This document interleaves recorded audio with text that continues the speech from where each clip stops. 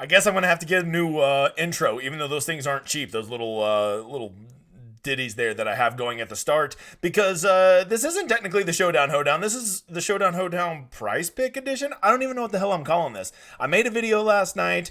It only got like a third of the views of most of my videos, which is your fucking loss because it smashed. All I'm doing is trying to bring the same analysis that I bring to DFS golf into the betting world. And fortunately, in my piece of shit state of Oklahoma, PrizePicks is legal. And so I walked a lot of people through my process last night, how I look for plus EV moves, and it just so happened that the 9 plays that I said were plus EV moves literally went 9 for 9 today. So if you were watching that and you tailed along with me, you fucking killed it. I won a lot of money today. It was a good day. Looking at some of the screenshots, a lot of y'all did too. I hope you understand that it's not always going to be 9 for 9. I'm not some magic magician that knows how to do all this stuff. But what I do know is how to look for the biggest plus EV moves and know how to understand what PrizePicks is doing to gain their mathematical edge on us, because we are customers and they're making money or they wouldn't have a website, right? So that's what I'm going to be trying to do here. But let me introduce myself. I am the Degenerate 75. I'm a high limit PGA DFS player who has had a YouTube channel for a little under 2 months, and I'm trying to marry knowing a bunch of shit about golf and being entertaining and bringing those two things together, because not a lot of people do it. And now I'm starting to venture off into PrizePicks because I won a lot of money at it, and it's a whole new audience I can bring in under my umbrella. So welcome, new guy. I hope you found me, and I hope you enjoy my station. You stick around. I'm trying to get to 1,000 subscribers. So right now, if I won you a lot of money last night, you do me a favor. You do this for me. You go subscribe to my channel. If you already subscribed, you go get a friend or your kid or your wife or anybody. I don't even care if they watch my shit. You just go get them to subscribe, because once I get to 1,000 subscribers this weekend, I don't want to wait till the Open Championship. That's how long I have, but I want to get it done this weekend because I leave for Vegas Sunday and I don't want this shit lingering over my head.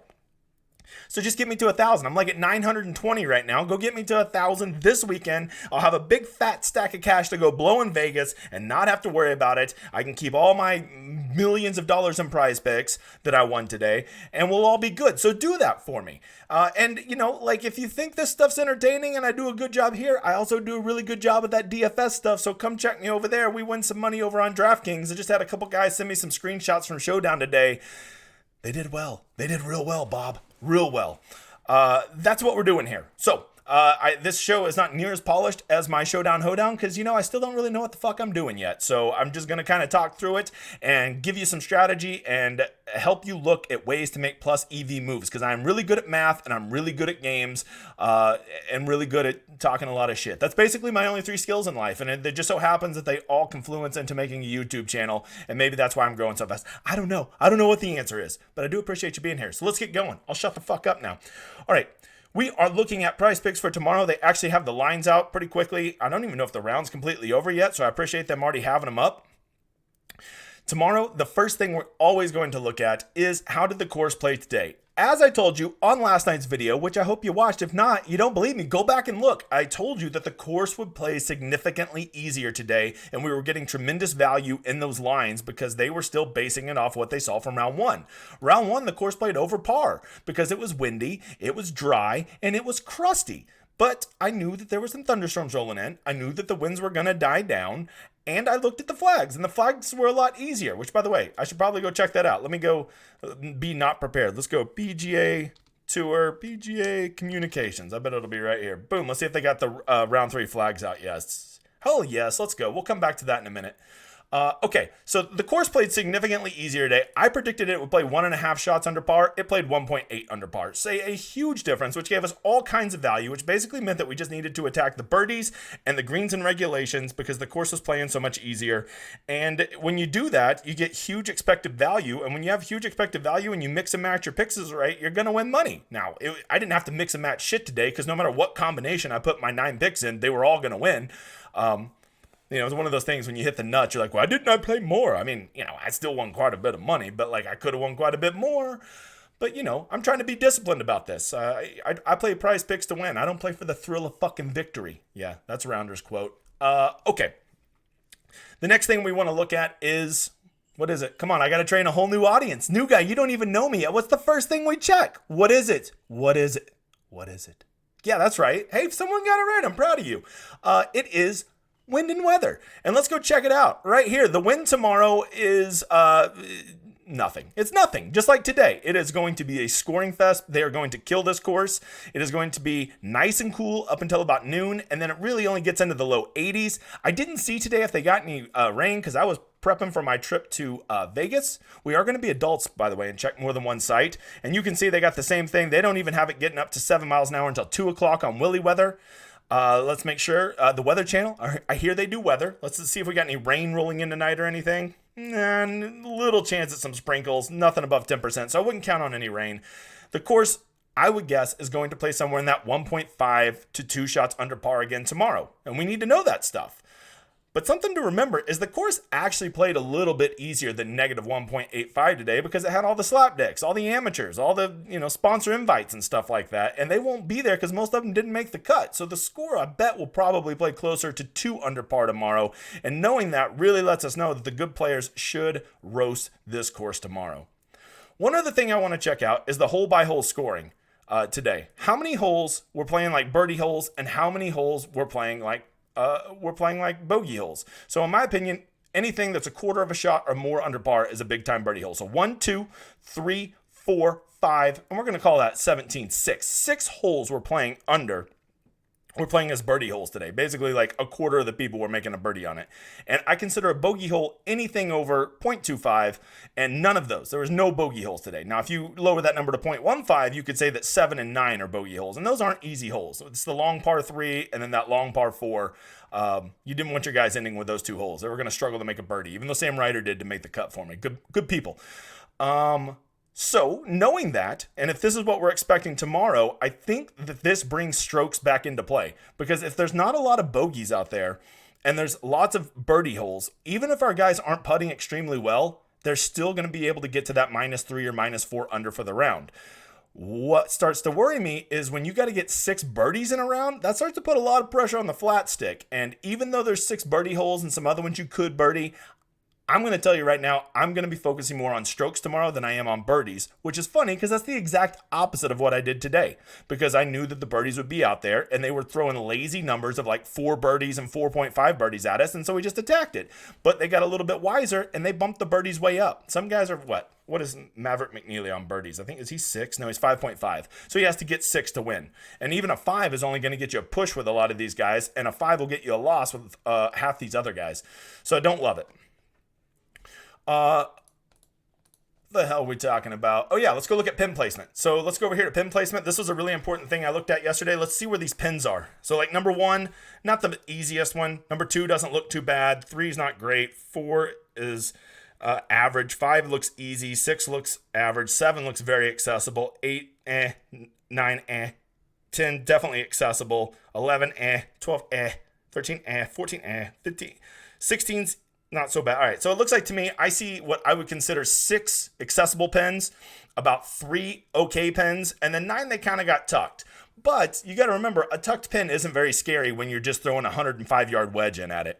So those tucked pins, you also got to consider, like, what's the length of that hole? Because there is a lot of short par 4s on here, so it doesn't really matter where you put the pin. When they're throwing a wedge, it's just dropping straight in from the heavens anyway, so that doesn't matter. So I would say that this is setting up to be a scoring fest tomorrow.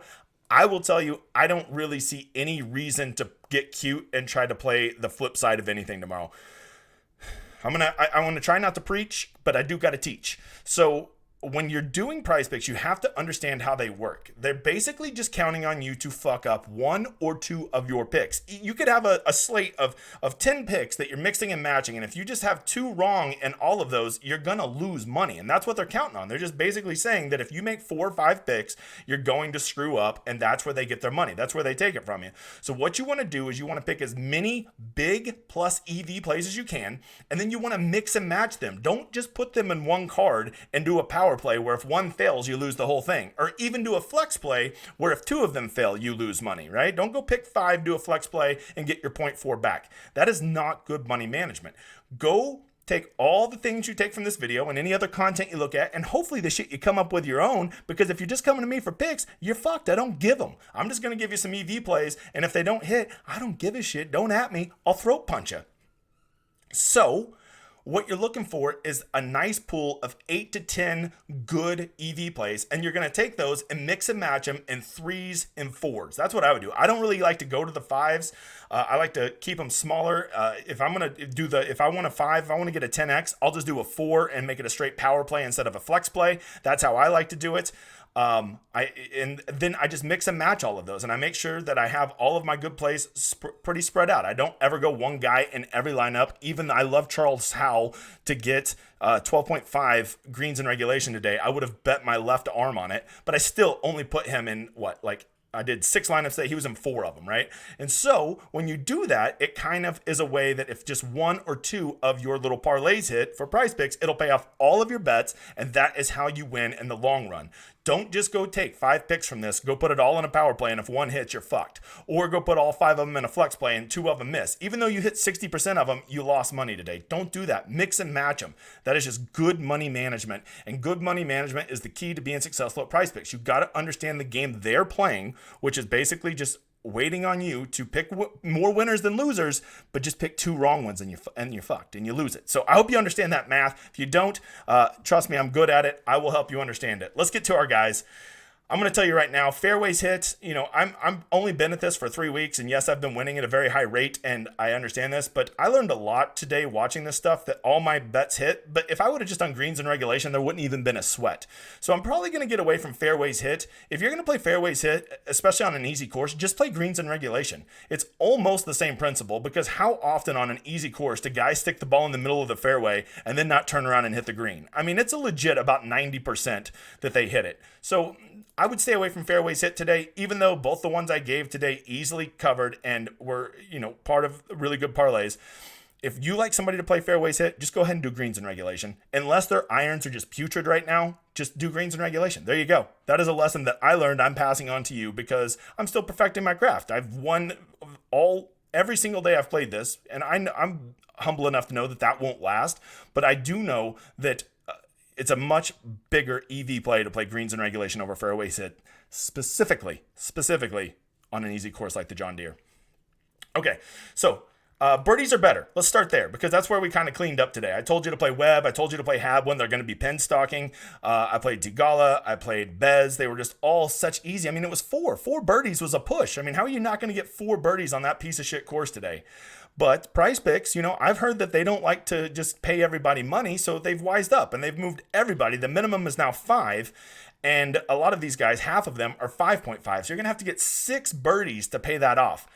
Even on an easy course, 6 birdies is scary because you're going to have to roll in some putts. And so, let's just take a guy, Tigala. He's going to probably have a lot of birdie putts tomorrow. Let's say he birdies all the par 5s. That still means that he has to find 3 more birdies somewhere just to pay off this bet. And the way he hits fairways, which isn't very often, I don't even like him to automatically get all the par 5s. So if I'm playing Tigala tomorrow, I would rather play him for strokes than play him on birdies, because 6 birdies is pretty hard. But at the same time, he never hits a fairway and he seems to hardly ever bogey. So because of that, I don't like birdies are better tomorrow. You feel free to go ahead and play. If you are going to play it, I really encourage you to do the guys that are 5, like Bez and Lahiri and Howell, Zach Johnson and Brennan Todd. But I don't like any of those guys to get to 6. I mean, 6 birdies in a round is a lot. And all of these guys, Lahiri had a great round, Bez had a great round, Howell had a great round, Todd had a great round. It's really hard to follow up 2 great rounds in a row. And, none of these guys are elite ball strikers that are going to be sticking it to 4 feet. The only one of these 5 guys I would consider a decent ball striker is Charles Howell. And he just puts it 30 feet to the right every time. He doesn't even know what attacking a flag is. So I'm not doing the birdies are better. Once again, you do whatever the hell you want. I'm not making the picks for you. I'm trying to give you the best EV plays. I'm staying away from fairways hit, staying away from birdies are better, staying away from birdies are better matchup. Why? Because even though sometimes they'll just lay some stupid stuff out here, like a really good player against a really inferior player, which I'm not really seeing any right here. That looks like they did pretty even. It's not even a straight head-to-head where I can say, oh, Tigala is definitely a better player than Rory Sabatini. He is. And if I had to pick somebody on this board, I would pick Tigala over Rory Sabatini. And if you need one pick, that would probably be the best one to go with. However, it's not just simply who's going to score better, it's who's going to make more birdies. And making birdies, people don't understand this. The number one thing that contributes to making birdies is a hot flat stick. That's what that more than a good approach is a good round with a putter will get you the most birdies. And do I really want to trust that Tigala is going to have a roasty hot putter tomorrow? No, I could see a world in which he gets 4 birdies and Sabatini gets 5. So like, I don't love it. It just seems way more random to me. So by process of elimination, you should know where we're going now. You should know. I like greens and regulations, and I like strokes tomorrow because I think the course is going to play easy. I don't want to rely on a guy to have a hot putter. And literally, greens and regulation today. Look, the highest numbers they're giving us for tomorrow, 14. Some guys you can get at 13.5, right? But let's go over here and let's check out what here's the 10 guys that I have started there. Of those 10 guys, let's look at greens and regulation day. This is just for round 2. We don't really give a shit about round 1 because round 3 is going to play a lot like round 2. So greens and regulation. Grillo was 17 of 18. Mav was 16 of 18. Look. Everybody would have hit or pushed their bet except Lahiri. He was only 10 of 18. But everybody else covered. Greens and regulation. Howell hit 14. McCarthy hit 14. And then all the other guys hit 15 or more. Because there's just not a lot of holes that they struggle to hit. I mean, there's 2 long par 3s. And number 9's kind of tough. So that's really the 3 holes where you can miss the green. So I really would love to get these numbers. I wish there was these 13.5s. That means they can miss 4 greens and still cover at 14. I really like that. So what I want to look at are these guys that are 13.5, which looks like, oh, wow, Lahiri's only 13, but that's because he had such a poor round today. These guys that are 13.5, Bez, Tigala, Denny McCarthy, Zach Johnson, Brennan Todd. God, if Charles Howell was 13.5, I'd just fucking smash it again. JT Poston, Emiliano Grillo, these are probably the 3 best ones, and I hate that PrizePicks is smart enough to know that, and they put it at 14 instead of 13.5. But let's go look. Typically, of these guys, which ones are the best at, well, let's go back over here, and let's go look at fairways of our 10 guys. We're going to, or not fairways, greens and regulation, and this is on easy courses over their last 36 holes. So of these guys, which ones? Of course, it is Charles Howell. Surprisingly, kind of goes against the narrative I had in my head. Maverick McNeely picks up a half a stroke in greens and regulation. So yes, he may be not the greatest driver, but he seems to be able to get the ball on the green. Zach Johnson, Denny McCarthy, all of these guys are picking up about a half a stroke. Then let's go see if they did it today. What did they do today? Well, first of all those guys that I just said, every single one of them had positive approach today except Lahiri, and that's probably why he couldn't hit a frickin' green. But everybody else was positive on approach today, which is the most important thing we want to see for greens and regulation. We need guys, no matter where they're at, to have a good approach to be able to stick it on there. So every single one of these guys picked up, and a lot of them are overall, historically, on easy courses, very good at greens and regulation. Where'd you go? Greens and regulation. Who's really good at it? Howell, Mav, Zach, and Denny. So now let's go look at these numbers. Charles Howell, I would be very interested in him again. I hate that if he gets 4, I push. That makes it a little scary. If that number was 13.5, I'd tell you to bet everything you have on it.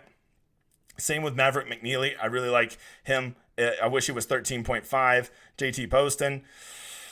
I wish, I guess if you had to, just based on the numbers, what they did today and historically on easy courses, Zach Johnson at 13.5 seems like probably the best one to play greens and regulation, just because historically he's good at it and he can still miss 4 greens and regs and it's going to pay. Whereas if Charles Howell misses 4 greens and regulation, you're only going to push. So those little half shots make a big difference. So just based on the math, it would appear, let's go. Let me check Tigala real quick. Where's Tigala? He doesn't have a very big sample history, so that's probably not fair to him. Grillo, McCarthy. All right, so all of the good guys historically seem to be like they are. Let's see. Bez picks up shots. He picks up 0.2. Is he 13.5? Yeah. So I guess it would appear Bez and Zach would be the best ones because 14 would get you there. But really, any of these guys, literally any of them. If you're going to play 2, it would seem Mav McNeely and Charles Howell would probably be really good ones to play also. Problem is, you only get 4 greens and regulations and you're pushing, which is not exactly a kosher situation. So of these, I would look at all of them. This seems like the best bet right here on an easy course. I feel like a lot of these guys are going to hit 15, 16, 17 greens and reg tomorrow. But let's get to the most important one. I think this is where it's at. I think if the course is going to play 2 shots under par or even more, you really got to start looking at these guys, especially anybody that is on approach. And just right off the bat, you got to think that almost all of these guys are going to be able to reach these numbers. I don't love the 67.5s because you got to shoot a 4 under, but there's just so many non-bogey holes out there that they don't even have to have a good putter to get to 3 or 4 under tomorrow. So these guys that are 68, you really want to give them a look. Let's go check out round 2. What are we looking at? We're looking at total strokes. So I want birdie or better now. Let's go check out some birdie or better on easy courses over their last 36 holes for our 10 guys and see if any of them really pop. Let's see. Poston, Grillo, Mav. Should we really be looking at birdies or better? That would be like if we were looking for, I want to see total. That would be a better thing to look at. See, I told you, I'm not prepared. I'm just fucking shooting from the hip here. That's what I did on my other show till I figured it out. Deal with it, bro. All right, guys who are good at 36 holes, generally speaking, Mav, Bez, Hal, McCarthy, Todd. Man, Denny McCarthy looks like an unstoppable beast right now. Let's see what his number is tomorrow. Denny McCarthy, give me a 68. Now, he's 67.5. I would say, any of these guys are probably going to be good plays. These are probably the best ones to play because, greens and regulation and strokes, just mix and match these two. I'm not going to tell you who to play. I'm going to say go look at it. All of these guys were gaining on approach today except Lahiri. So all of them are checking that metrics. They're going to be playing on an easy course. And if you can get these guys at 68, if one of them feels strong to you, Todd or Grillo or Zach Johnson or Bezatenhout, that is the one you probably want to go with. If you want to go with the bigger studs and you think they can get to 4 under, well, then your 3 best bets are probably going to be Tigala, McNeely, and Poston based on what they're doing currently, how the course is going to play, and what their strengths are. That's what I would say. Those are all 3 good guys, green and regulation guys. If you want me to give you picks, I'm sorry, I'm not going to do it. I gave you a birdie or better matchup if you have to. Go Tigala over Sabatini, but just know you're playing with fire there. I don't love Fairways hit tomorrow. It's just too flaky. When Grillo almost lost because he landed on the intermediate as opposed to the fairway, I was like, this is stupid. I should have just done greens and regulation. Birdies are better. They've gotten really smart and they've put them high. So I'm focusing most of my effort on greens and regulation and strokes. I kind of gave you some that I think are the higher EV plays, but that doesn't mean they're going to hit. And I really implore you to mix and match what you do. Do 3 plays, do 4 plays, do some power plays, do some flex plays, and don't put all your eggs in one basket. And if you have a good core and you're making plus EV moves, it will pay off.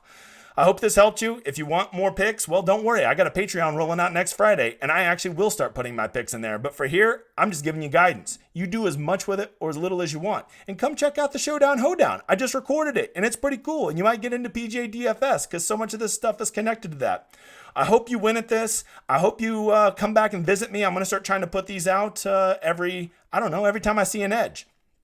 So, appreciate you being here. Make sure to give this video a like. Make sure to subscribe. If I won you money today, go get another person to subscribe for me. I need 1,000 subscribers by tomorrow. Help your man out. I helped you win a whole bunch of money today.